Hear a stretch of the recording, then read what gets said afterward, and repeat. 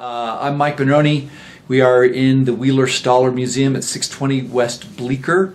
It is April 17th, is that right? It's the 17th of April, 2019. And I'm here with Bert Snyder, whom I've just met. So, Bert, go ahead and say your full name for us. Yeah, my name's actually Hubert, but for about 70 years now, people have called me Bert. My dad started that when I was about my first year of college, I guess. And your last name is Snyder. Snyder. Middle name? S-N-Y-D-E-R. Is there a middle name? Yeah, Leroy. Leroy. Herbert Leroy Snyder. Great. Not Herbert, but Hubert. Hubert. Sorry, I said Herbert. Hubert.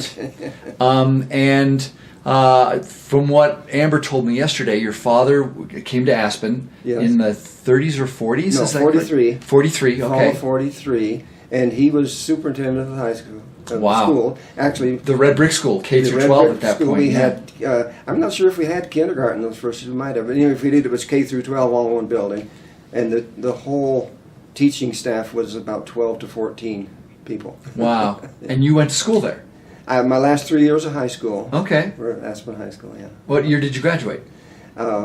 Spring of 46. Okay. Yeah, 46. So, do you want to talk about anything that you remember from Aspen of the 1940s when you were growing up? Yeah, I've made a few notes. Great, some of the please. things I think would be of most Anything interest. you want to talk about Some is of these great. things are so different from today.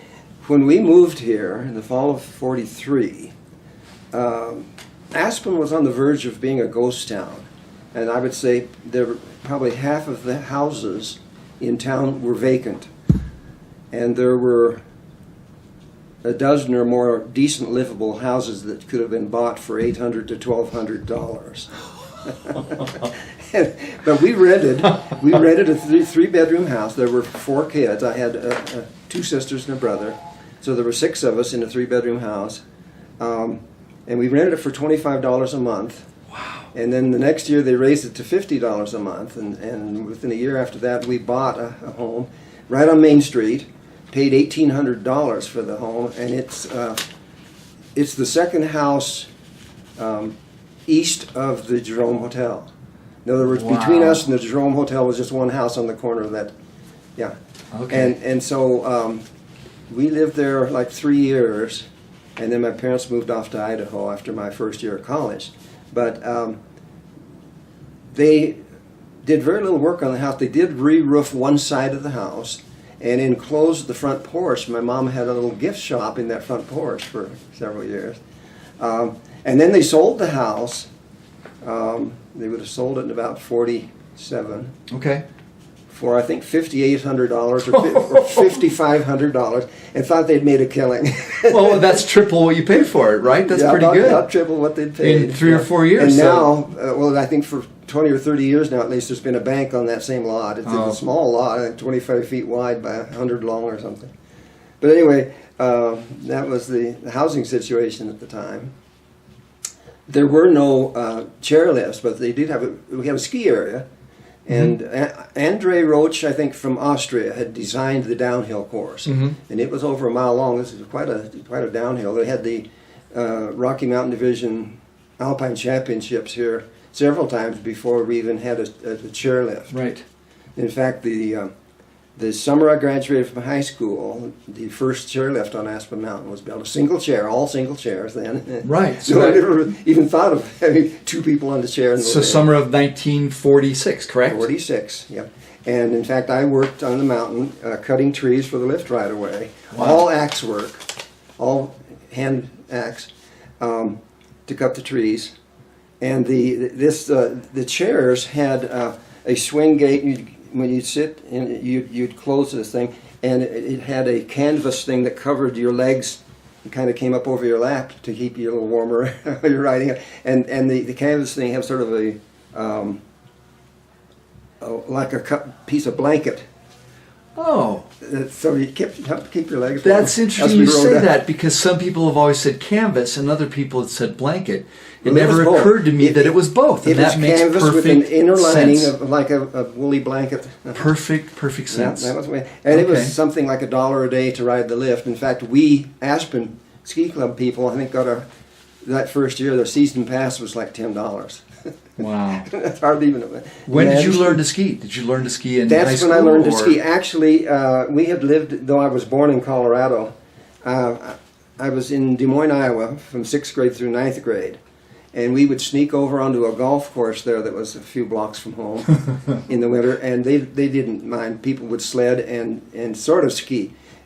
We had pine skis with, all I had was a toe strap.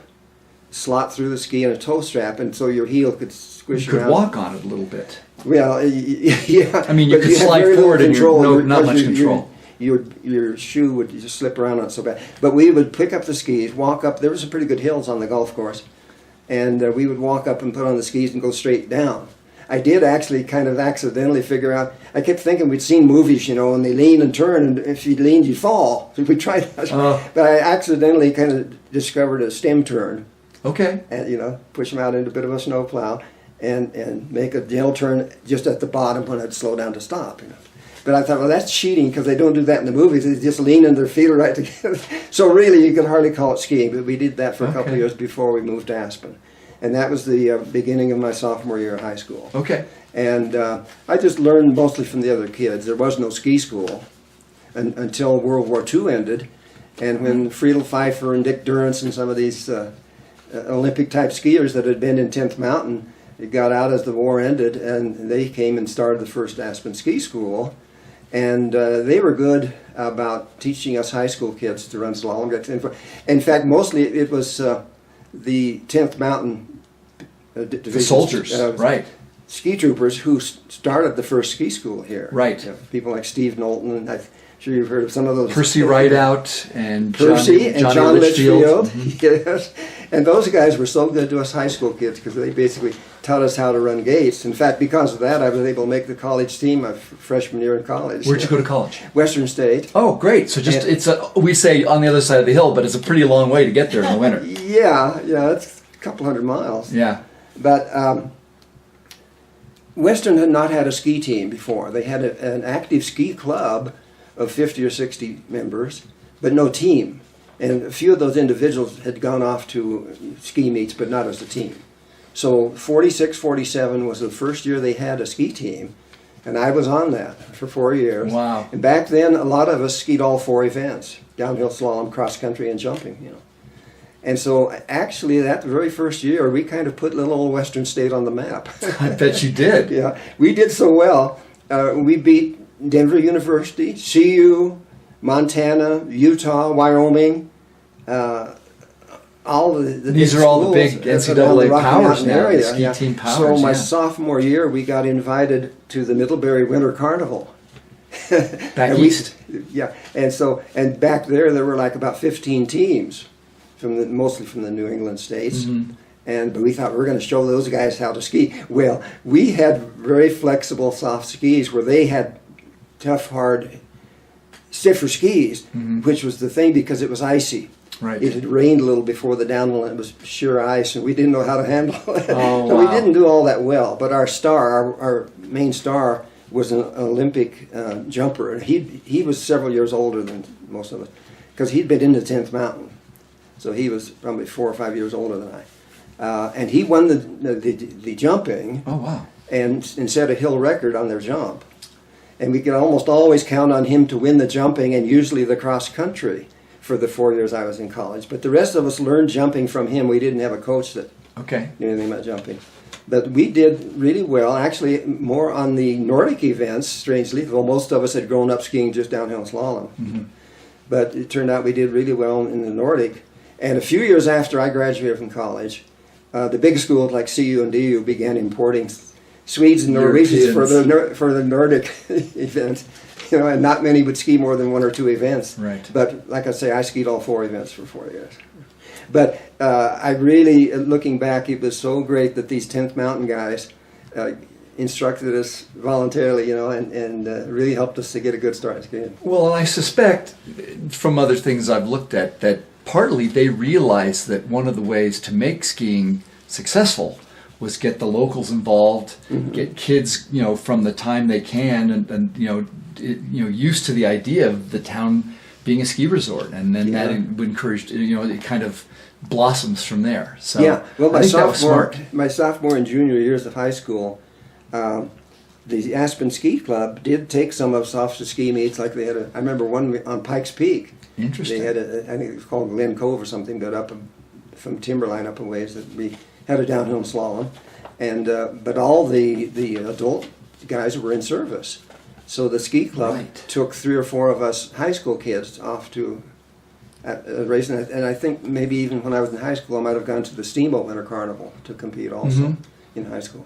To me, it's fascinating picturing what Aspen was like in those war years. Can you talk about that a little bit? I mean, seemingly a long way from the fronts, whether they be Pacific or European, but what did it feel like to be in Aspen during World War II, and knowing that if it went on, and you might be called into the service when you graduated?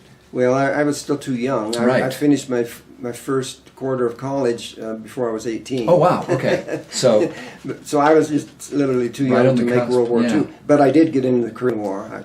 After college, I taught math and science in high school and coached the Climax High School ski team for 2 years, and then I was drafted in the Army for 2 years. So I did get in, but never got overseas or anything. Right. But in fact, I ended up my last year and a half in the Army as an instructor for the Mountain and Cold Weather Training Command. There was no longer a 10th Mountain. Right, it was disbanded in for the a late while. 40s and on into the 50s. But there was the Mountain and Cold Weather Training Command, and we taught mostly Special Forces paratroopers to ski and snowshoe and build snow caves and bow shelters for survival. And survive, right. And so I did that my last year and a half in the Army. I think that's one of the things we tend to gloss over, is half of the 10th Mountain Division training wasn't necessarily warfare, it was simply survive. Yeah. Survive in these conditions. Yeah. Do you remember going back to when you first arrived here and maybe into your early years of high school, the 10th Mountain Division vets coming here to either train or recreate during those years of the war? They didn't train here particularly, but they, I think a couple times in my last 3 years there of high school, once for sure I remember, they skied over from Camp Hale to Aspen, set up their little mountain tents along the base of the mountain, and stayed for several days or a week. Yeah. Wow. Yeah, they did that. Actually, the only thing that was different for us, because we were so far, like you said, from the war, actually, but there was rationing. You were only allowed to buy so much meat, and sugar was rationed.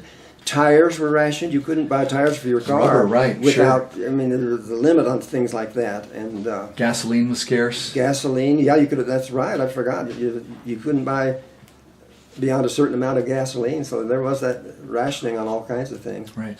I got into building model airplanes when I was in junior high in Des Moines, Iowa, and you couldn't buy a little gasoline model airplane engine during World War II because all the manufacturers of those were making things for war material.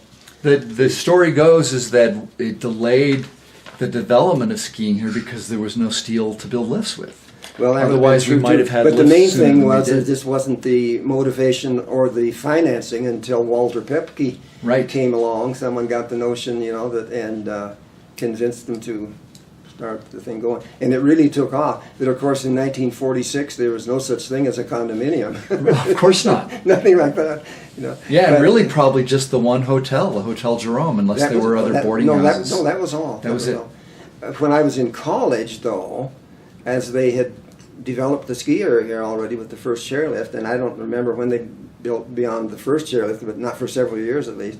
But they did some renovation in some of the old buildings there, like just to the south and east of the Opera House.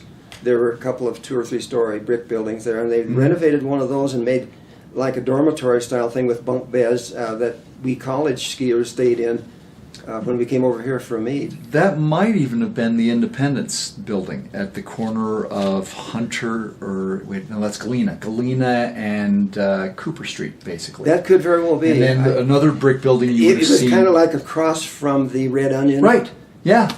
Okay. Yeah, and I actually think Elizabeth had a hand in renovating that to be used for beds. Anyway, yeah, we stayed there. Now, my freshman, I think they had what was considered at the time the collegiate national ski championships. It was not yet an NCAA sport. Oh, okay. Skiing wasn't. But it was sort of thought of as the national championship here at Aspen for several winters. Mm-hmm. And we won it, I think, probably my freshman year and maybe my sophomore year, and then DU, especially after they began getting some Norwegians for their Nordic, then they beat us by just a point or two, I think my junior year. And senior year, Middlebury was here, and I think they won it, or DU won it, and even Western was right up there still. But Yeah. we did win it one year, and in fact, a picture of me going off the jump was on the front page of the Denver Post, and that had to be my sophomore year, which would have been 1947, Okay. in the winter of 47, 48. But it was between Christmas and New Year's. And I know it had to be then because my freshman year, Western State's first ever college team meet was at Sun Valley, my freshman year. And that was between Christmas and New Year's. So it would be my sophomore year that we first had the meet here. Okay. And we won that one, and that's how we got then invited to the Middlebury Winter Carnival. So did you went to Sun Valley for that meet? My freshman year. Your freshman year, did you Very drive first- or take the train? We drove. Okay. Yeah, that you couldn't buy a new car from about 42 until 45 or 46, but the college just bought a brand new Chevy sedan. Oh, wow. And there were just 6 of us because we had no coach. So 6 of us went, 2 of whom were 10th Mountain Division veterans. Wow. And so one of them, being of most seniority, was the driver and one that paid the bills at the restaurants and things. But yeah, Sun Valley. And we came home with one person in a body cast. He broke his neck or back on the jump. He was just learning to jump. Crosby was teaching him how to jump. And so he came home in a body cast from hip to shoulder. And one of the others broke his leg. So we had 2 injuries in our first meet. We didn't do real well. That made it a little crowded in the car on the way back, I'm going to guess, with all those casts. I don't remember in the how that car. was getting them into the car, but anyway, we did. I guess the only race I ever placed last was at Sun Valley in the cross country, but I was the only person on a pair of alpine skis. That was the only skis I owned. Oh my gosh. And they were old, in fact, I had Army surplus skis, which was all I could afford at the time. Old Army surplus solid hickory skis. Mm-hmm. And I jumped on them, but not at Sun Valley. It was too big a jump. They were going around 150 feet or so, and I wasn't about to jump on those Army skis. You're right. But I did the rest of the year, because most of our college jumps in the Rocky Mountain area were ones where you could jump from 80 to 120 feet, not very big jumps. So I did jump and got fairly good at it. My form wasn't great, but I knew how to hit it well and got good distance. So I usually placed in the top third of the field in the jumping. Congratulations. And that first year, I skied all the cross country races on those Army skis. That's amazing. And then Thor Groswald. Some of you folks have never heard of I've heard of Groswald him. skis, Right. They were the he most he popular. came to here. He was a visitor to Aspen all the way back in 1936, when when Fisk and Roch and all that group was setting up the Highland Bavarian Corporation. He came and stayed at the Highland Bavarian Lodge. Yeah, I remember the Highland Bavarian. Right. That building's still there. Conundrum Creek comes Right, in. and that building's still there. I'll be darned. It's a private facility now. Thor Senior. Now Thor Junior started college at Western the same time I did. Wow. And Thor Junior and I were on this team there all 4 years together. Yeah. But Thor Senior got some old Army skis, Army surplus, and cut them down to make us cross country skis. They were still solid hickory and weighed easily twice what a good cross country racing ski has been in the last 40 years or so. But still, it was a lot better than skiing on downhill skis. Right. And what he did basically took off the steel edges and cut them down to about the width of where the inner edge of those steel edges would have been. All the steel edges, of course, when I was in high school and college, the edge screws were exposed. And all. My first skis had screw-in edges. I learned to ski in 1968, so that's 20 years later. And you still had this. The first pair I had screw-in edges. Mm-hmm. Yeah. My first Reynolds. Yep. Yeah. Well, I mean, I made some notes. Sure. I think that might be interesting here. Well, my dad, when he came here, because Dad was superintendent of the schools, and he was also principal. I mean, there was just one school administrator. He was high school right. Principal and superintendent, and this is hard to believe he could do this looking back, but he taught 3 or 4 classes every day. He taught typing 1, typing 2, shorthand, and bookkeeping. So how he did all that is pretty amazing. Well, I suspect there just weren't a lot of students. I mean, later on there would be, but early on. That's true. In fact, the whole school population was probably maybe 200, let's see. Wow. Something like that. How big was your graduating class? 13. Do you remember? 13. There were 13 of my graduating And so that was class. 47? That was 46. 46. 46, yeah. Because I've heard even up into the 60s, it wasn't much more than that. No, it wouldn't have been. Still, not even two dozen kids. Practically usually. all the boys in high school were expected to play basketball because we barely had enough for a team. Sure. I have a picture of the basketball team probably my senior year, and there were like 9 or 10 of us, the whole team. That was our basketball. And we didn't have football or soccer or anything. And our star, our best basketball player, and he was maybe 6'2". We didn't have any That's tall pretty people, tall for then, but that though. was pretty tall for then, and he was good. And he was our basketball star and also our best alpine skier. And in fact, he then was in my graduating class. He skied on the Denver University team while I was skiing at Western State. That was Don Elisha. His dad ran the Jerome Hotel, and his mom ran the soda shop At the Hotel in the Jerome. corner at the Hotel Jerome. Right, and it used to be on the other side, like the corner, whereas now the bar's over on the other side of the building. Yeah, The this J bar. soda Yeah. shop, I guess it was soda shop and bar, probably, Yeah, actually. well, because during Prohibition, they turned the bar into the soda shop. Yeah, basically. well, so it was on the corner. Yeah. it We have was pictures on of the it with corner the sign, of the yeah. building. And I think at that time a milkshake was a quarter and a malt was 50 cents. And we would come down after skiing and get a double malt, really thick, and we got the whole can, Oh, you really okay. got a lot. But also in the summer when we were cutting trees on the mountain, some of us that were more athletic and really into cutting trees and really knew how to use an axe. If you're a good axeman, you can swing about equally well right-handed and left-handed. Okay. I mean, if you're good that you did that. And so we would have contests, 2 or 3 of us that were really good axemen, and we would have a crew of 6 or 8 people cutting trees for new trails after we cut the lift right away in the summer of '46. Mm-hmm. So at lunchtime we would have contests to see who could cut a tree either in the fewest strokes or the fewest seconds. Okay. And with a good sharp axe, you can cut a live tree faster than a dead one. A dead one, it's too hard and solid. Oh. And a live tree is more juicy, especially aspen, and in the lower part of the Yeah, mountain they're we had pretty aspen. soft. But anyway, so we would bet, for instance, we would take a 6 or 7 inch aspen and have it cut and fall free of the stump in about 15 or 20 strokes. We were that good. I mean, our axe was sharp, and the first blow would sink in 2 to 3 inches, and then the next one, a big chunk would fly out. If you've seen some of these contests on Yes. TV, we were about that good. I believe it. We did, but we thought it was a really sporty thing. Well, we would make a bet. I say, I'll take that one in 25 strokes, or maybe one that's a foot. I'll take that one down in 45 seconds with an axe. One that's 10, 11, 12 inches. 45 seconds. So we would bet, I'll bet this or that. And then whoever got the bet, the whole idea, we would bet that if you won the bet, the other bought a malt for you. At the end of the day, we would go down and get a malt, Now, did you ever hear of something called the Aspen Cred when you were at the Hotel Jerome? That was some kind of alcohol in a malt. That's exactly right. I remember it. Oh, I never good. had Okay. one, but They're I remember still around. They're still around. Yeah, I remember the term. Yeah, yeah. We love to get our malts there. Well, let me see if somebody else. Before you go back to your notes, can you just walk me through a typical day of cutting trees? When it started, did you get a lift up the mountain, or did you walk? Did you get a lunch break? Some How of long us was your walked, day? depending, first of all, on where we were. Right. When we were on the lower part of the mountain, some of us at least walked, but they had an old Army,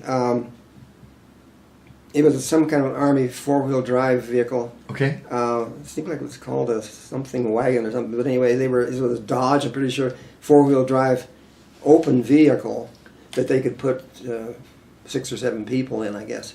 And especially when we were higher on the mountain, they would ride up in that. Okay. But some of us that would walk from town when we were, within a quarter mile of the bottom of the hill, or even a half a mile from the bottom of the hill. We'd walk. But even when we were riding up to cut trails up higher, some of us thought it was fun to run down the mountain afterwards, and we'd beat the vehicle down. I believe it. We would run straight down the hill over mine dumps and things, and just literally on the old mine dumps, there were places where you just kind of raise your feet and just kind of go with this flowing, loose dirt and rock, and we really went down the hill, and we would make it down the hill where the vehicle would take maybe 20 minutes to get down. We'd be down in 5 to 10 minutes from clear up near the top. You must have been so fit. We were strong. You guys were strong. We were strong, yeah. What time did they expect you at work? I think we started at 8 in the morning. Probably might have Okay. been 7, but I think probably 8. And we worked an 8-hour day. Oh. And $1 an hour was considered a good going wage then. $1 an hour. Yeah. I mean, even 20 years later, I wasn't making much more than that washing dishes. No, So. that was a good wage. And of course, back then, I think a loaf of bread was probably 10 cents. A quart of milk probably around 10 cents. So, but one thing about that running down the hill, work shoes, boots that were about a 6-inch high leather boot, and had cord rubber sole. And back then, it was kind of an expensive work shoe if it cost you $8 or $10. Right. Because you could buy Oxford shoes for $4 or $5. Wow. But anyway, that first summer, running down the hill like that, I wore out the shoes in about 3 weeks. Oh my gosh. And my dad was furious because of what it was going to cost for new shoes. And so I had to quit this thing of running down the mountain. Oh, wow. Yeah, it just tore the shoes to pieces. So you did that job in the summer of 46, but you were matriculating at Western State in the fall of 46? That's right. Is that true? That's right. So you kind of missed, unless you were back for Christmas vacation, when the lift first opened in December. Oh, I was home for that. Oh, okay, great. Yeah. Yeah, I think they opened in December. December 14th. 46. December 14th. Really? Mhm. I wouldn't remember the date. Yeah. I thought we opened. And then it was dedicated in January. I think it was January 17th when they brought the governor up and had all the people here for the official Now, I probably was back to opening. school by then. Yeah. I think I missed that. But in those days, even in the middle of the winter in the good skiing, I don't recall a lift line ever being more than 20 or 30 people, even though that was the only lift on the mountain. Wow. Only lift. It was maybe 40 people is about all you'd ever see in the line at one time. But you'd probably have on the whole mountain, maybe on a weekend, maybe 100 to 200 people. And that was it. Wow. whole different world. Different, yeah. Because later on, we have pictures, as it became more popular, of a lift line, kind of sneaking all the way back down the hill from lift one. Oh yeah, especially when there was still just one lift. And like I said, I don't remember when they built another lift. Well, Durrance built a T-bar. He was the mountain manager, Dick over on Durrance at Little the Nell time. or something? And he built a T-bar on Little Nell in the early 50s, like 50. Oh. I don't remember, 51 or probably 52. early 50s. Yeah. Well, speaking of 50s, when I was in college, my senior year, I don't know how we managed to do this, but they let, I think we even used a college car probably, and came over to watch the World Championships. The World Championship FIS downhill from slalom and giant slalom in 1950. That's so exciting. That was exciting. Wow. Zeno Zeno, yes. from Italy won the downhill, and everyone thought it was so great that he knew what they called pre-jumping, the bump in the Spar Gulch there. It was the fairly flat area. I mean, not very gentle slope, but you're going probably 60 miles an hour through there. And there was this one bump where you could fly 100 feet and land on a hard flat. But he knew this thing of just about 20 feet before the lip, you would raise up hard like you're jumping, and then you just skim over it and you pull your knees up and go over it and you hardly leave the ground. Yeah, you're and those that faster on didn't the do snow. that were some of them flying 100 feet, and in those days it wasn't.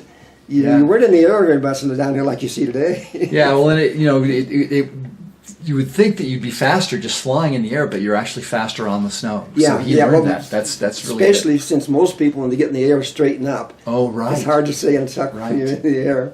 I mean, the good guys these days do, pretty Yeah. much. Oh, I am so envious that you got to see Oh, that it event, was- because it that was was fun. one of the woodshed events of establishing Aspen as a world-class resort. Yeah. And that was pretty much Durrance that made that happen. Oh, yeah. Dick Durrance was my boss when we were cutting trees in the summer. Okay. Yeah. And I got to remember before we get through to tell you about another friend and I. He was a year younger than I, and a year or two behind me in school. But we contracted to cut a big area of what was Ruthie's Run. I don't know if it's still called Ruthie's Run. It is. But when you look at the mountain, this big wide area that's farthest to the right, It's up on the ridge. Yeah. from the bottom up, from the bottom up for about a quarter mile. There's one big area there, probably 10 or 15 acres. The two of us cut that with axes that one summer. In fact, just in August, we might have started late July, but we heard they were going to cut that whole big area, and we went to Dick Durrance and said, "Would you consider letting us contract to cut that?" And we discussed, and he said, "Well, you look it over, pace it off, whatever, and give a bid, and we will consider it." So he borrowed his dad's Jeep, and we drove over on Red Mountain or Smuggler Mountain and drove up to look across at it and kind of sketched, and then we paced it off and everything and figured the area and figured what we thought we could do. And just the two of us with axes. And so we bid $1,400 to cut that whole big area.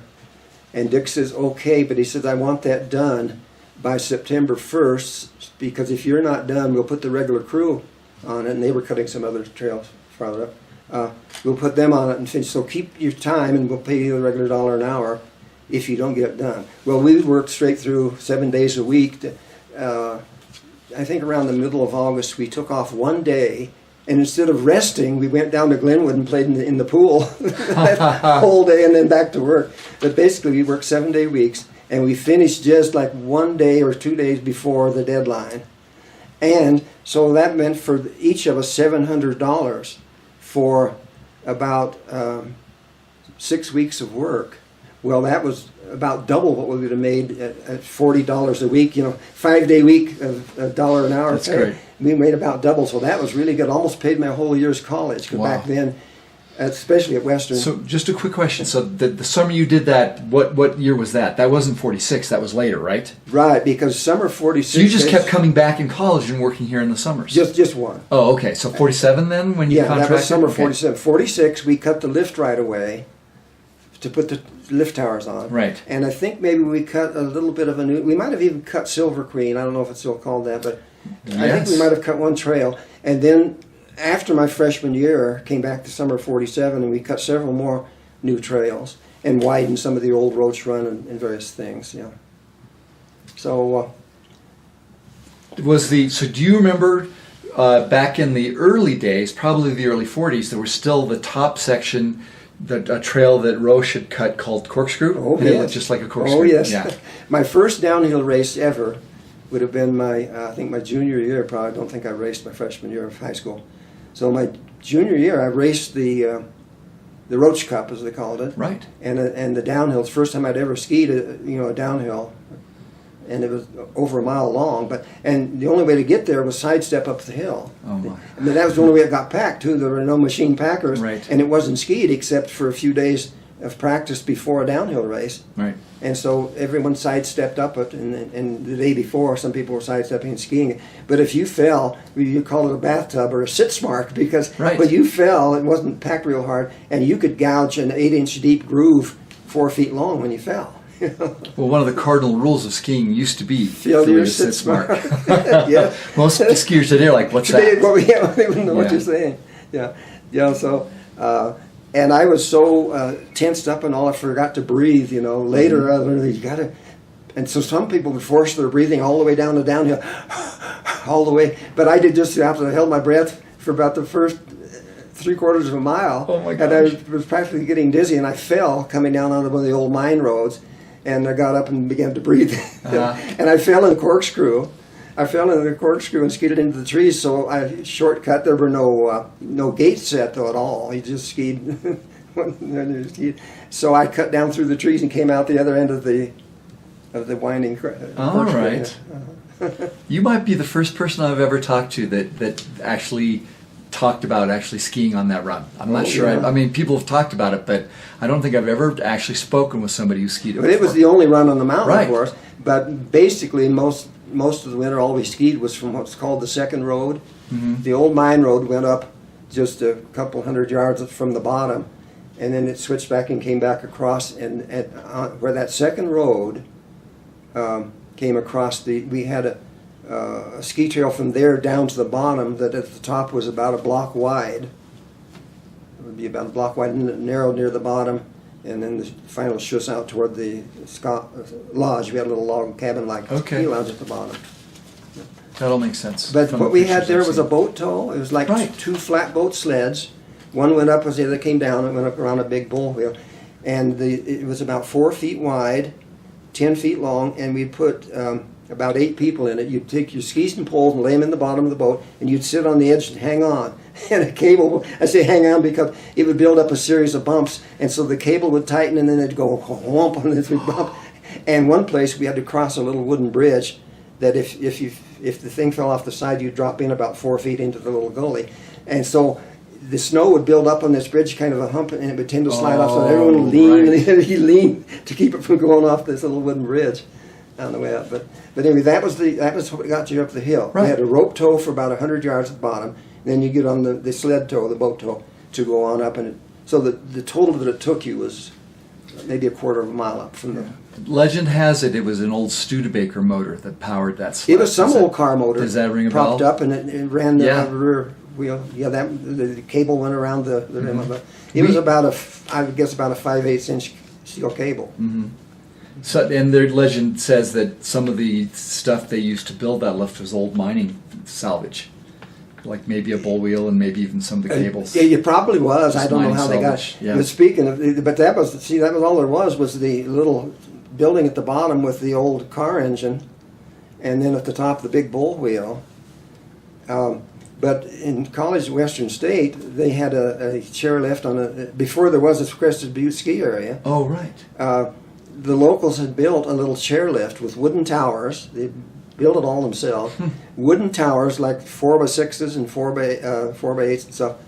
And the towers, at the tower, and they had salvaged old mine shiv wheels and the cable, about an inch or an inch and a quarter cable from some old mine over in the Gunnison area, right, to make this chairlift.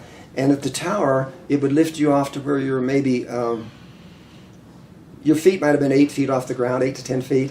And within 30 feet, you're back down, and your skis were on the ground most of the way up. On the way up. Wow. And they had signs on the towers, keep your tips up, because if you let your tips hang, you're going to get flipped out of the chair. You know? Wow. But that was the chairlift we had when I was in college.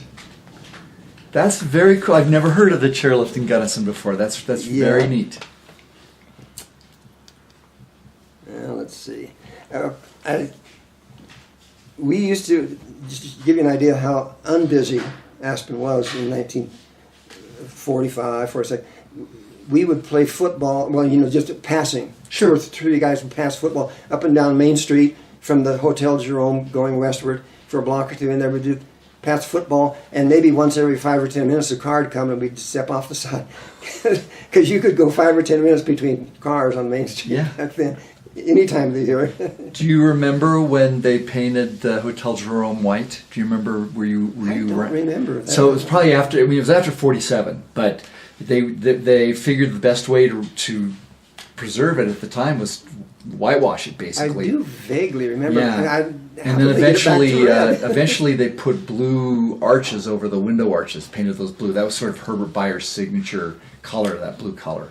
But so.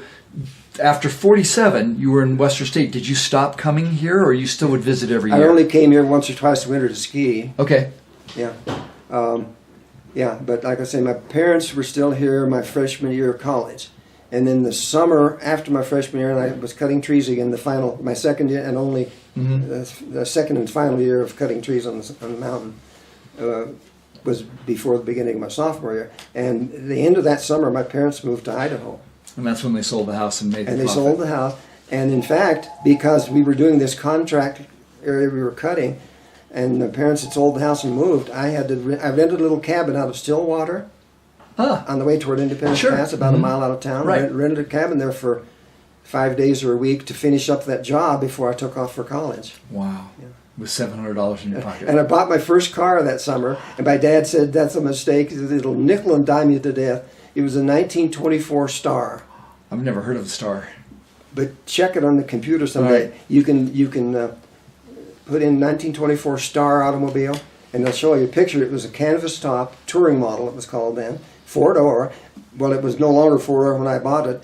A couple of young men here that were on our tree cutting crew, John and Frank Delensick?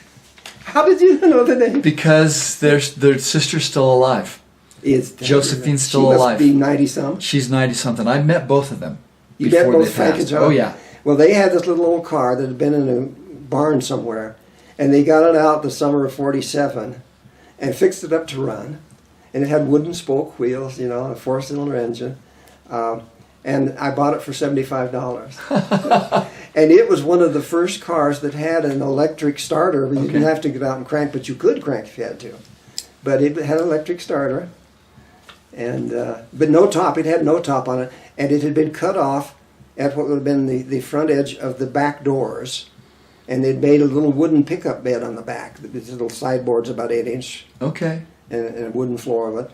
So it was like a little pickup thing, you know. But I drove that off to college. Took it over Monarch Pass. But they were a little older than you, because I believe both of them fought in the war. Josephine was a nurse, I think. It could be. I would think, I'm not sure. I would have guessed at that time when I was 18. Frank, I'm guessing, would have been maybe 23 or 24. That makes sense. And John was probably 2 years younger than Frank. Yeah, I think John was in the Navy and Frank was in the Army. I think now that say Navy, I think remember John had been. Yeah, he was on a carrier, I think. Oh. I'm not positive, but yeah. Yeah, they were both good axemen. I bet. They were both Well, good they axemen. grew up right there at the foot of where that lift was being built. That house is still there. That's right. It won't be there much next to longer. the mountain. That basically Josephine sold the property to the city with the provision that she gets to live there the rest of her life. She's the only one left. Yeah. John probably died 3 years ago, and Frank about 5 years ago. I used So to. they both lived to 90 or a little over. Oh, they were in their 90s. I used to. I remember probably the last time I talked to Frank, I saw him walking, and we have a little electric vehicle. And I stopped and said, "Where are you headed?" He said, "I'm going to the barbershop." I said, "Would you like a lift?" He said, "Why, sure." So I gave him a lift in our little electric vehicle to get his haircut. I'll be darned. I'm so pleased to know that you knew those guys.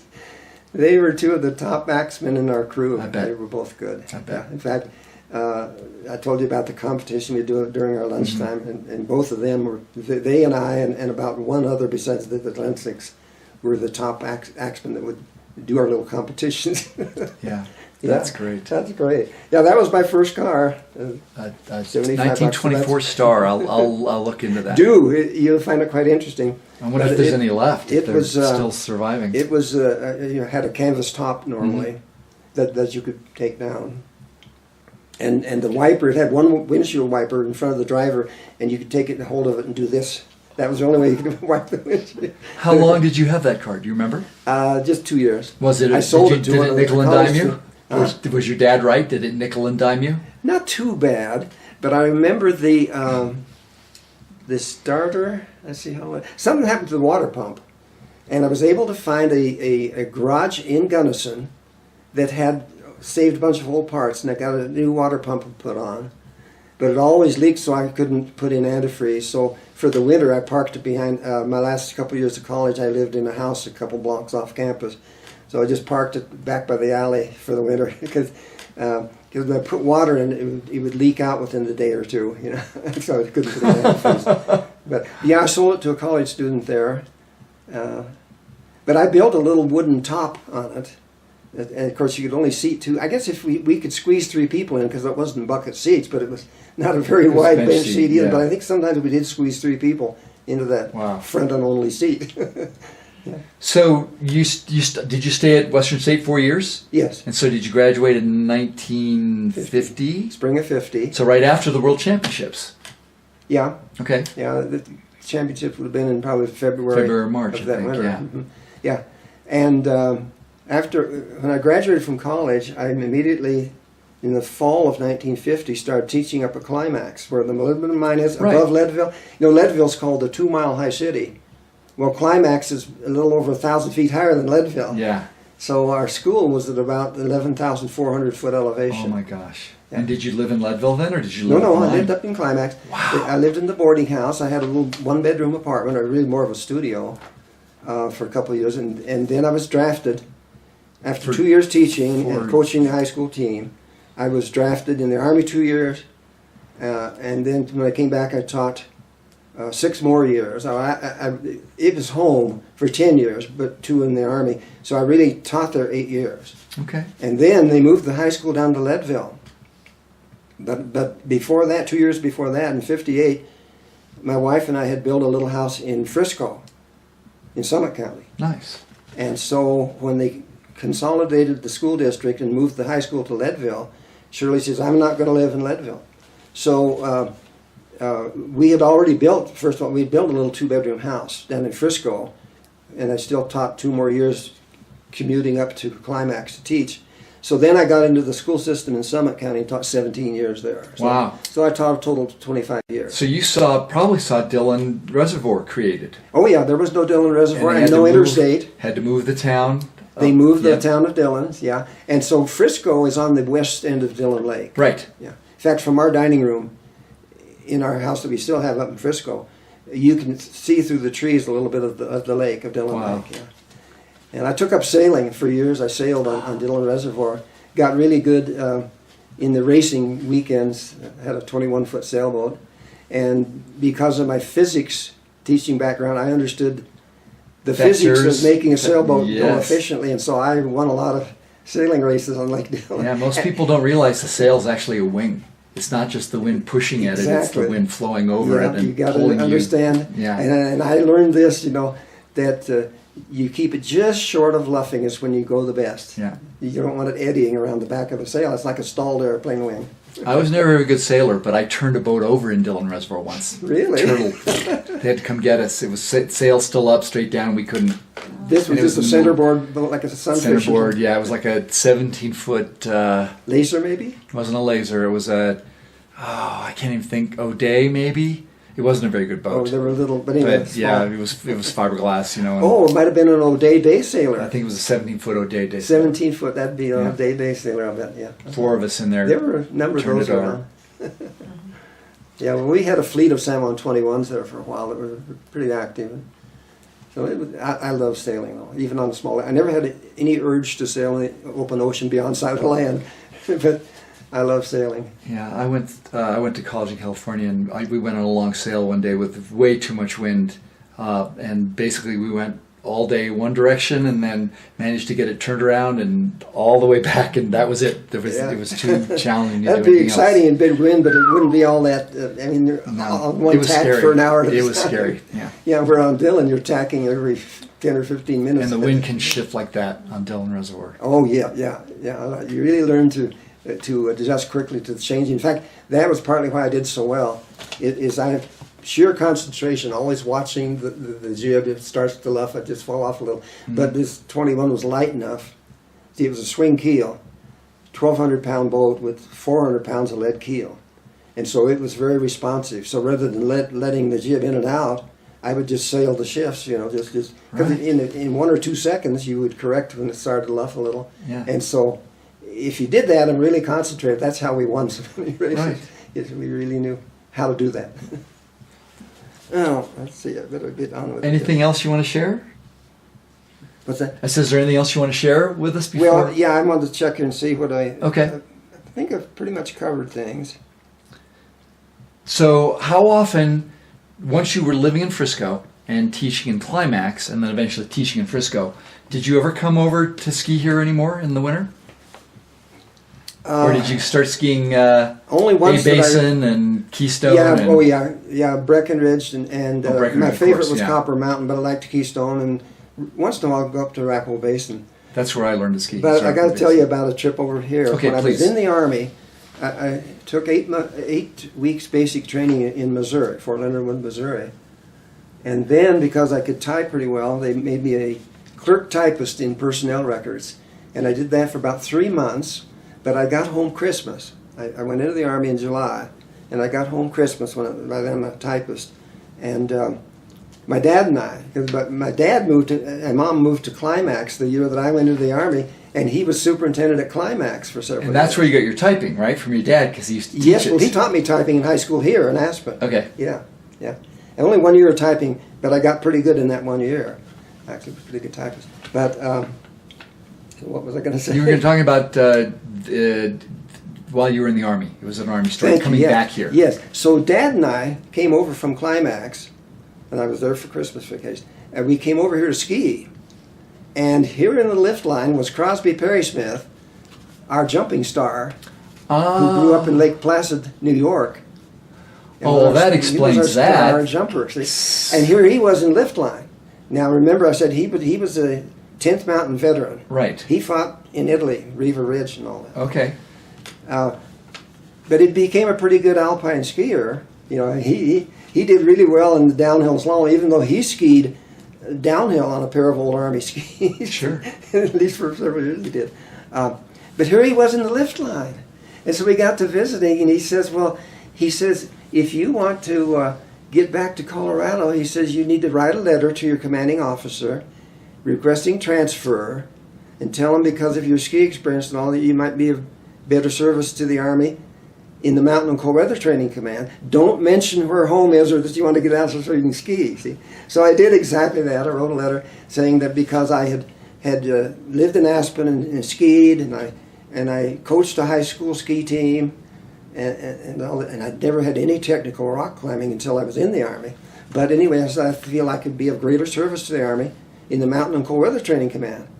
Well, it took about a month for the letter to go through channels all the way to 5th Army Headquarters in Chicago, and then here came my orders. So my last year and a half in the Army, I was at Camp Hale in the winter and Fort Carson in the summer, so I learned, and here we'd climbed around at the end of Aspen Mountain, here with some of the steep rocky places, on a little 4-inch ledge where we could have fallen 50 feet if we'd slept, no ropes or anything. But there's nothing smart about having a rope if you don't know how to use it. Exactly, sure. You can be in worse trouble thinking that it's going to help. But anyway, so I learned Army technique of rock climbing. In fact, then I was an instructor. In the summer, we taught these Special Forces guys rock climbing and how to make a suspension traverse across a river and things like this. It was fun stuff. A little more interesting than typing, especially for a guy who likes to be outdoors. Well, I'll tell you, if you have to spend a winter night out in the mountains, there's no more comfortable way than a snow cave.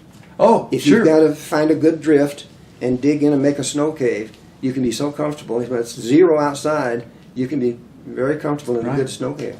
Yeah. I learned how to build one, but I've never slept in one. Yeah, I did a couple. Slept in a tent before, but in the winter. I spent the winter a winter night on Rabbit Ears Pass when it was 20 below 0. But here's one thing I've got to say. Okay. This is really interesting. When we were over here for the 1950 FIS World Championships, right. Everyone around this part of the country had skied slalom with bamboo poles, bamboo flags, and they were painted red, yellow, and blue, alternate 3 colors, red, yellow, and blue.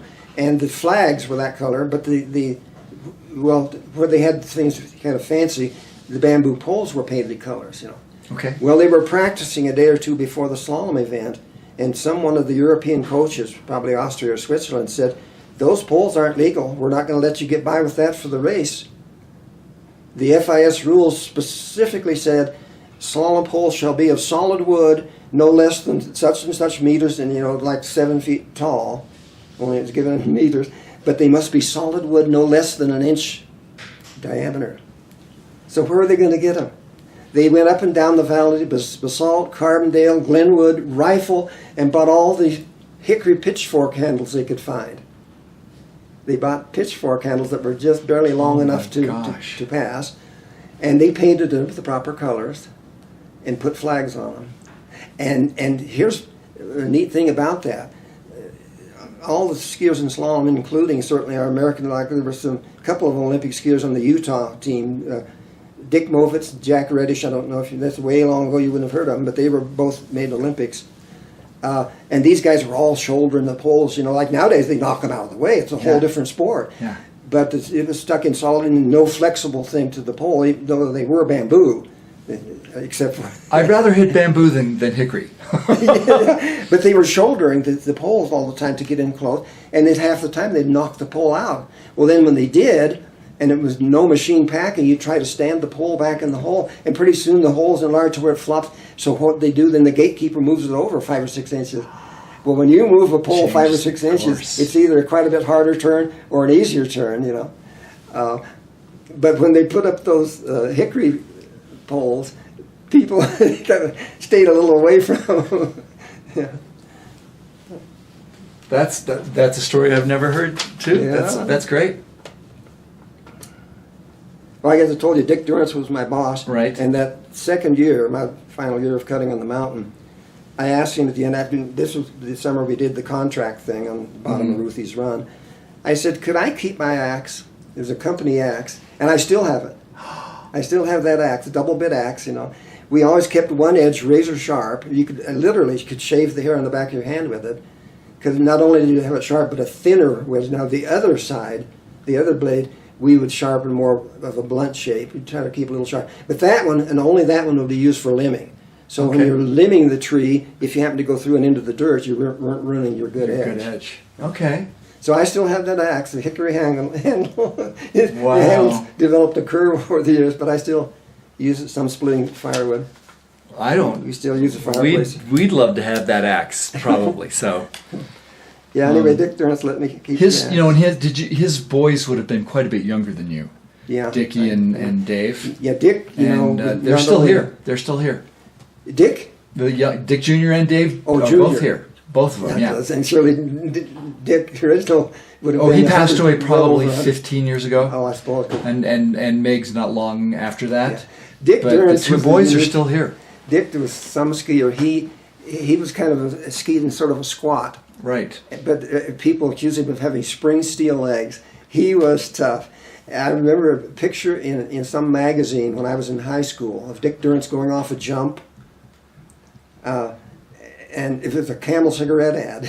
Oh, be darned. And he was saying something like, Camel cigarettes refresh me and give me energy or something Oh. like that. Can you imagine? Yeah, he was probably in the late 30s, probably the best American skier. Yeah, in Dartmouth. He skied for Dartmouth. Yeah, there's And always been an Aspen There was Dartmouth the story. connection. In fact, it almost seemed like this picture in the magazine might have been him in the air with one ski off. But anyway, there was a story that he took off on a jump and one ski fell off, and he landed on the one ski without falling. I believe it. But he was, great in downhill slalom. Yeah. I remember him in Southern Rocky Mountain Division Downhill Championship, coming down Roach Run, when others on that last big stretch for a quarter mile, some of them were making turns where there were no gates because it was just too fast. And he came down in a great big wide snowplow, 50 miles an hour more in a wide snowplow, straight down, while the others were making a couple of turns. Interesting. Yeah. But there's another thing. Barney McLean. Have you ever heard that name? Yeah, I have. Yeah. Well, Barney was an Olympic skier. Barney and Dick and Friedel Pfeiffer, of course, was an Olympic type skier. Mm-hmm. But Barney and Gordy Wren from Steamboat, those were two that made the Olympics for the U.S. team, both in alpine and jumping. They were that good at jumping, besides being good alpine skiers. Mm-hmm. Well, Barney had two younger brothers, both who skied on the Western State team. Leonard, that they called Mac McLean, and Glenn, they called Sweeney. Sweeney broke his leg my sophomore year at the Laramie, University of Wyoming meet. Okay. Jumping, they had made a new jump and left some stumps, like 14-inch tall stumps, off the side of the outrun. And there'd been a foot or 14 inches of new snow. And he fell on the outrun and skidded off into there. And this horrible scream. He broke his femur on a stump. And after they took him to the hospital and set it, a week or so later, because it wasn't right and it was shortened, so they re-broke it and stretched it. And still he ended up with the leg shorter, where the rest of his life he had an extra thick heel on one shoe.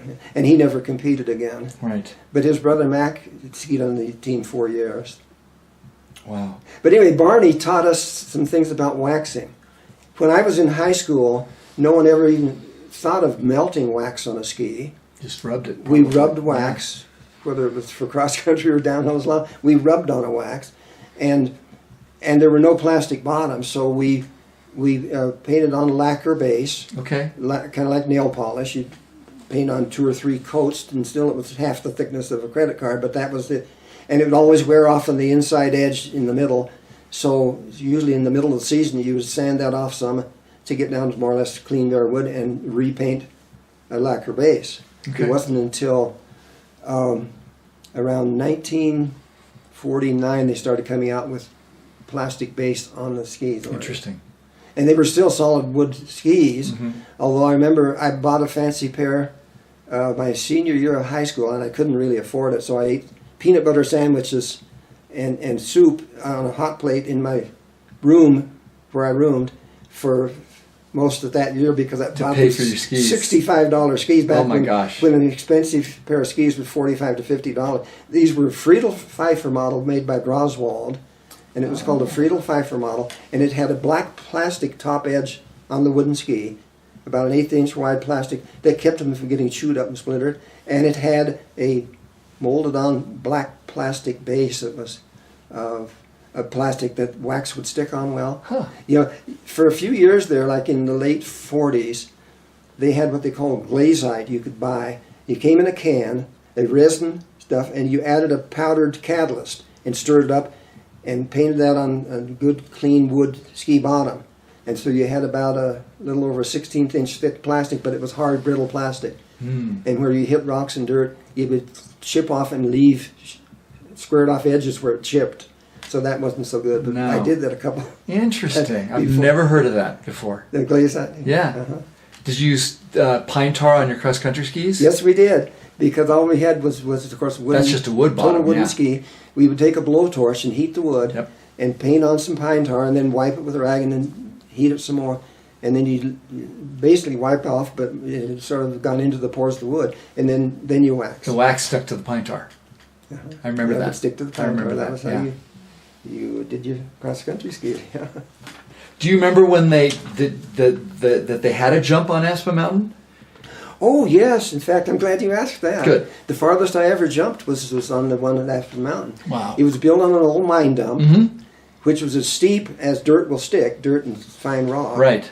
And I'm trying to think of their names. There were two brothers here that Frank Willoughby. Willoughby, thank you. Frank and Fred, I believe, Willoughby. Yep. And they were the ones who got the jump built on the old mine dump there. Yep. And basically, it's a good steep land. In fact, it's a little steeper, or it was then, a little steeper than the big jump at Steamboat. A couple of degrees steeper, yes. Howelson Hill. Huh? Steamboat, Howelson Hill. I jumped on, but not. They had a B takeoff down the side of the hill a ways from the big takeoff. And so when I was about 30 years old, I went over there to jump in the Rocky Mountain jumping thing at Class B men's. And I jumped around 155 feet there on the B takeoff. Never jumped the big one. But anyway, on this one, the Willoughbys had dozed off what was, it would come like this and break away sharply. So they dozed, made a nice rounded knoll, and then filled in the transition for a smooth transition. And so the farthest I ever jumped was 175 feet on that one. Yeah, in the Rocky Mountain Division, I think I was maybe second in Class B men's. But at that time, John Litchfield was jumping. Yeah. Art Devlin from back east somewhere won the jumping, Class A men's. I think Barney McLean may have been there. Let's see, there's one or two that were professionals then, like John Litchfield, of course, was professional actually. But there was amateur and open. So, but anyway, actually in the competition, I jumped 168, and then several of us went back up for an exhibition jump after the official competition. Wow. And during that, when they still had guys marking, in fact, I think one of the Willoughbys was on the hill, but when you'd land, they would take a bamboo pole and put out there where your indentation, where you landed, and they had a tape stretched down to measure. And so after they told me I jumped 175, but not in the competition, I did 168, but that's as far as I ever jumped. Most of the time in college jumps around here, I was doing 110, 120 feet most, except at Middlebury. That was the first I ever jumped on real jumping skis, was at Middlebury, my sophomore year. And Crosby set a record at 150, 155, something like that. And I jumped about 130, I think, on that jump. Wow. Yeah. Probably the second longest, other than the one I did here.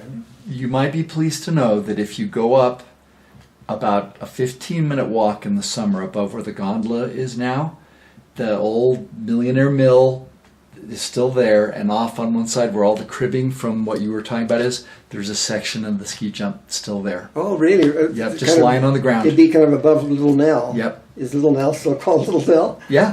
Okay. Yeah, just off in the trees, and almost nobody knows it's there. I do Oh, one okay. hike a summer where I take people up there to look I'll at be it. darned. Is there anything at the old Judges Tower? No. Probably not. They had a little I wouldn't even know where stand to for look. the judges to... Yeah, in fact, if you guys want, I really appreciate, Bert, this chance to talk to you. You're Well, it's been fascinating kind of and fun Sure. to relate some of the... No, and it helps. It's helped me put together pieces that were always disconnected for me. So having you there in those years is fascinating. Great. All Here right. was one thing that Okay. came to mind, though. Back then, when I was in high school here, in the late 40s, most cars didn't have good defrosters. Oh, And a common thing that we had was a little fan mounted on the dashboard and wired in some way. I don't know how it was wired there because it wasn't my car, but my dad had one, and most people did. A rubber-bladed little fan, about this big diameter, and roundy shaped 3 blades rubber. So if you touched it, it didn't cut you, but rubber That blades. wouldn't break. And it would blow at the windshield above the steering wheel. And that helped to kind of keep it clear. Because you had a heater. We had a Right. heater, but no defrosters. They didn't have defrosters. And so, like, if we'd go off to a ski meet, and there'd be 5 or 6 people in the car, it was really cold out, and you'd be looking through about a foot wide opening above the steering wheel. And the rest of the windows were all frosted up, but that little my rubber gosh. bladed fan was how he tried to defrost the windshield. Oh, I don't think I told you about this. Started to at one point. It would have been my sophomore year, I think. Could have been junior year. We were jumping over there by Little Nail. We had a jump there, and you could go around 120 feet on that. And I think I was jumping 110 or so. And there was a photographer there, it turned out, from the Denver Post. And he got a picture of me, and there were better... I'll have Crosby Perry Smith, our star jumper, was a much better jumper, and he would have been laid out more. I was more erect. I mean, where you should be laid. We all know the ski. Yeah. I was kind of bent at the waist and a little more erect, and my skis were scissored like this. oh no! So it wasn't a very good picture. But here they've got me on the front page of the Denver Post, where when the paper was folded over, it was covered half of the.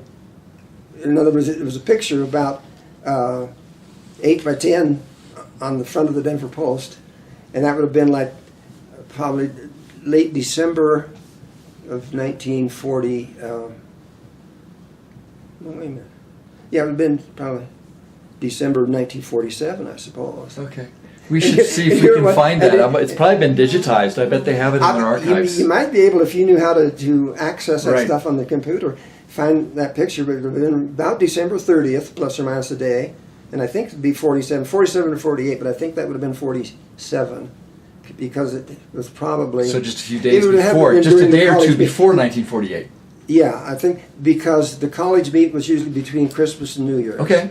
And that would have been the only one where I'd have been jumping here. Okay. So it would have been December, late December, like the 30th in 1940. Oh, couldn't have been 40.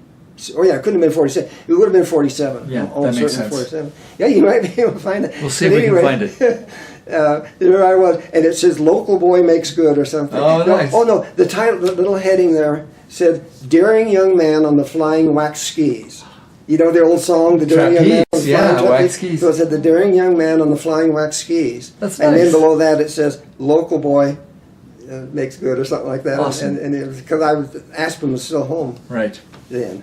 So We'll see if we can find that. I hope Yeah, I was you kinda have. proud Have of you that. seen it? I don't think so. I've got it in a scrapbook. My mom kept Okay. a scrapbook Sure. of all these. Oh, You know, yes, I have she seen it. cut out Yes, the yes. clippings from the Denver Post and some of the local like Aspen Times and thing. And so she made a whole scrapbook of. Thank goodness, because I wouldn't have had any. If my mom Right. hadn't been doing that. Well, one other thing that's kind of funny.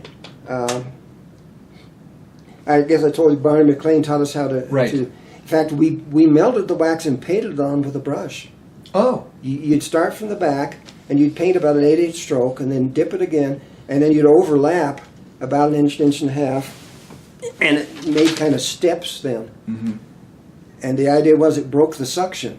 They Right. claimed it would break the suction. And like some people, when we iron, later years, I ironed wax a lot with it. But you deliberately leave a little bit of rippliness so it wasn't just as. They like a sheet of still, the glass. modern racers, part of the technique is they with tools leave striations in the wax Yeah, to I do never exactly got what into you're this saying. thing of brushing Almost it, all that microscopic little, Uh-huh. to do exactly what you're Yeah, saying. yeah. Anyway, yeah. So Barney McLean taught us. So there was one more thing I wanted to mention. Oh yeah, my teaching. Well, we played basketball in the Armory Hall. I guess is it still called the Armory Hall? It's City Hall now, but Yeah, it's City Hall so now. it's Armory Hall built in 1892. Okay, but it's that's where been we City played Hall. basketball, and we had dances.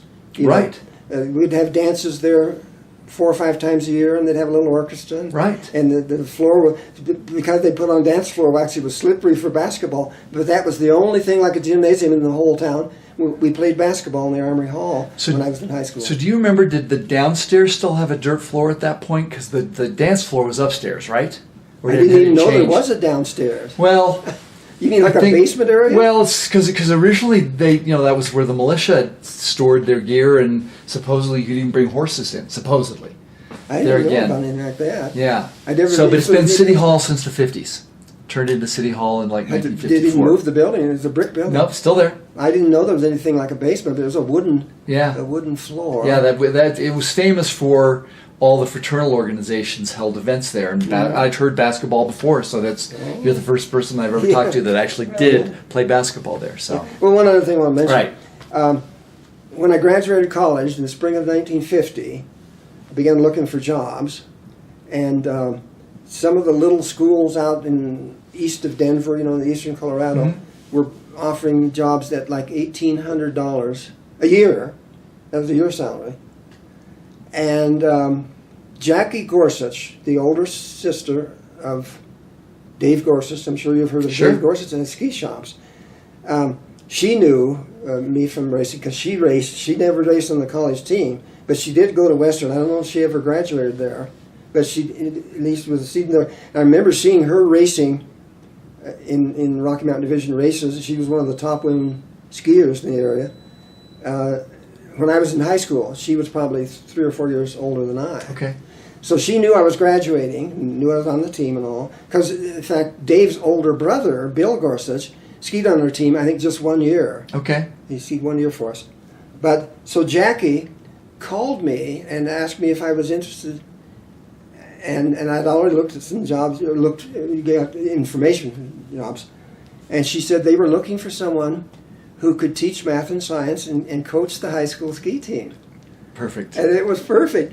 And it was $2,300, which was almost on a par with things like Cherry Creek in Denver. Wow. $2,300. So I signed a contract in August and went up there near the end of August and learned that I'd already been raised to $2,600.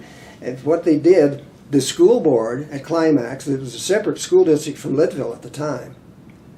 And so Climax, because of all the mining property, had like 2/3 of the tax valuation and only 1/3 of the student population compared with poor Leadville. Before they consolidated the school district.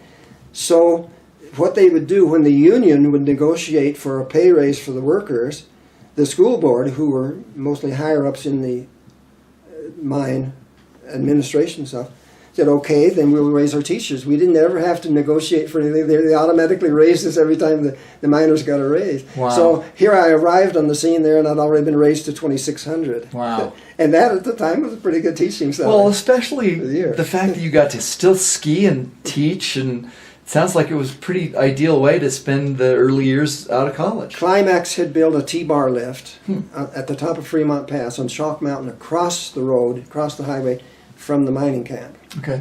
And so it was about a 1/4 mile total hill with a vertical drop of maybe 200 or 300 feet. But that was where we skied. Well, then, when they moved the high school to Leadville, I got into Summit County and taught 17 years in Summit County. Now, I'd been carpooling with a couple other guys, 2 that worked in the mine and 2 other teachers from Frisco up to Climax for 2 years before I got into the school system in Summit County. And one of our carpool guys was in the engineering department at Climax. He was, in fact, president of the school board for several years, Dick Wellington. And he was he was the 10th Army vet who broke his back at Sun Valley. Oh. He had skied he never competed again, I guess. But anyway, he ended up working at Climax for years and years in the engineering department. And so one day as we were riding in our carpool to Climax, 3 teachers and 2 mine workers, Dick Wellington said, "What would it take to get you guys to come and teach in Summit County?" And a good friend who had also been on the Western States team, come to think of it, Don Lars, was our shop teacher in Summit County. Oh, well, Summit it was in Leadville, in Climax at the time. And Don Lars spoke right up and says a lot more money, because at that time Summit County was way below what Climax paid. And Dick says, "I'm going to see what we can do about that." And by gosh, he convinced the board that if you wanted to get good teachers and keep them, you had to raise the pay. And so some of the teachers, like our home ec teacher, had been there for years, and the new salary schedule almost doubled her salary in 1 year. And so I moved from Climax into the Summit schools for very little loss, where normally if you had 8 or 10 years of seniority and you go up the salary schedule increase each year, to go to another school they don't give you all that credit, and I would have had to take quite a loss. Mm-hmm. And as it was, I went over, I think maybe I lost a couple $100. And so anyway, so it was about a couple $100 and a couple thousand feet. But yeah, 9,000, yeah, 2,000. Frisco is right at 9,000, 9,050 or something. I quit teaching in the spring of '77, and I was at the top of the salary schedule because as a science teacher in the late '60s and maybe early '70s, mostly in the late '60s, after Russia had put up Sputnik, the first man-made satellite into orbit, we got a little concerned that the Russians were suddenly ahead of us in this space race thing. And so the National Science Foundation for several years offered stipends, paid our, for our books and tuition, and provided dormitories. In one case, I went to Colorado College in Colorado Springs for a 6-week summer seminar for chemistry teachers, 5 days a week for 6 weeks, and they paid my expenses plus a little for travel, and so this was a neat deal. And then I got another year for physics. I don't think that one was one where we lived there, but anyway, another institute, and then there was another one for just general for math and science teachers. We went into DU Saturday morning in-service institute for 10 weeks and got college credits for all this. So I ended up, and then I went back and got my master's, in fact, on GI Bill because I could, Got my master's for 3 summers right after I got out of the Army.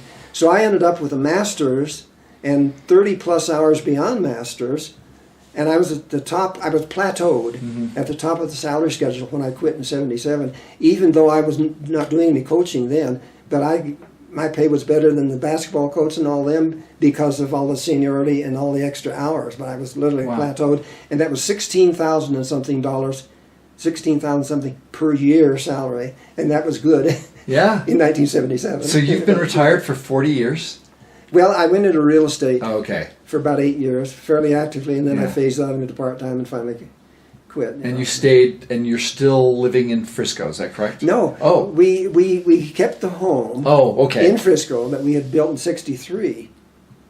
When I got out of the Army, I taught a couple more years, and then Shirley, my wife, came from Michigan to teach and taught kindergarten there in Climax. Okay. And that's how we met.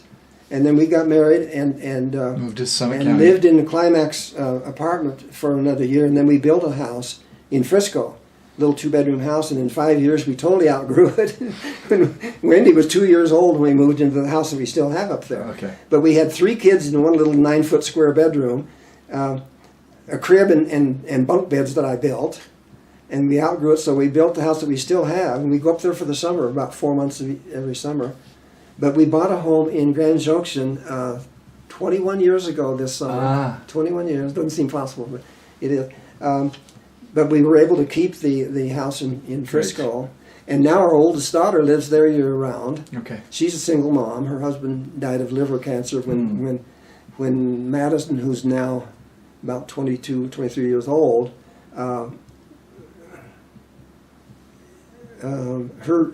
Candy's husband died of liver cancer when Madison was like 2 years old. Okay. And so she's lived there as a single mom for the last 20 years or so. But we share the house in the summer. Shirley and I move up for the summer. And we share the house, so it works well. Because we don't worry, if we weren't there and kept the house, we'd have to have Wendy or someone go over about every day to make sure that the heat didn't fail and freeze up the pipes and boilers. So it works out well for us. Yeah. Well, I want to thank you once again, Bert. It's been delightful. I'm going to open the museum, but I would like for you, if you have the time, to watch the movie here in the museum before you go. I would love to. I think you'll see some things that you'll connect with. Oh, I would love to. So once again, we've been talking with Bert Snyder on April 17th in the Wheeler-Stallard Museum about some of the post-World War II early days of the ski industry when he helped to clear some of the ski runs on Aspen Mountain. Thank you so much, Bert.